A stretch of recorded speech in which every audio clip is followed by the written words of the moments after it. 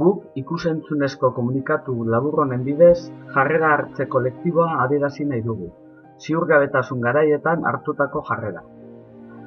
Gu jatorri politiko, profesional eta ideologiko ezberdinetatik abiatuz, gure jendearekiko eta Euskal Herrian bizi eta lan egiten duten herri eta langile klaseen beharrei eta nahiei egokituko zaien herri bat eraikitzeko konpromisoa konpartitzen dugunok, garbi hitz egitera gatozkizue. Eurak edo gu. COVID-19 pandemia eta berak dakartzan ondorioen aurrean, klase dominanteek eta bere ordezkari politikoek han-hemenka badute honez gero euren plana. Hau da dagoena, errealitatea eta errezeta neoliberala errealitate bakarra eta aldaezinak gisa elkartzen dituena.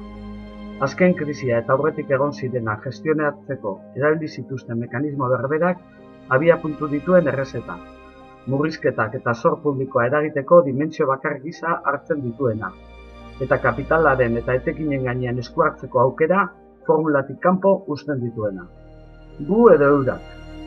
COVID-19 krisiari aurre egiteko ekuazioan, patronala eta bankaren etekinen aldagaia kontutan hartzen ez duen edozein mekanismoa, herria hondamenera kondenatuko duen trampa bat dela eta gainera langileen eta klase herrikoien posizioak larriki ahulduko dituela abiapuntutzat hartuz, momentuko beharretara egokitzen zaion proposamen bat kolektiboki landu dugu. Herri plan bat, Euskal Herriko gehiengo sozialaren zerbitzura neurri sozioekonomikoak proposatzen dituena.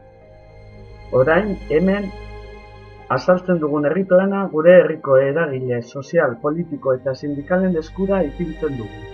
Era berean, bere garapen eta artikulaziorako guztion batzar baterako deia luzatzen dizuegu, datorren ostiralean. Premiazkoa eta atzera ezina da orain eta hemen ekitea, eta haratago. Hemen proposatzen diren eta epe ertainean benetako herri eta klase ofentsiba estrategia batek osatu behar dituen gutxieneko neurririk gabe, koronavirusak baino sistema kapitalista arrapaladiaren logikak eta funtzionamentuak eraginiko krisia datorkigu. Uste osoa dugu soilik komunitateak, elkartasunak, elkar sostenguak eta guztion ongiak bermatu ahal dutela bizirautea. Nahikoa da partxeekin. Bada garaia behingoz ekonomia herritarron zerbitzura eta herrion biziraupenera kokatzeko. Egin dezagun aurrera kolektibitate berri baterantza, librea, duina eta solidarioa.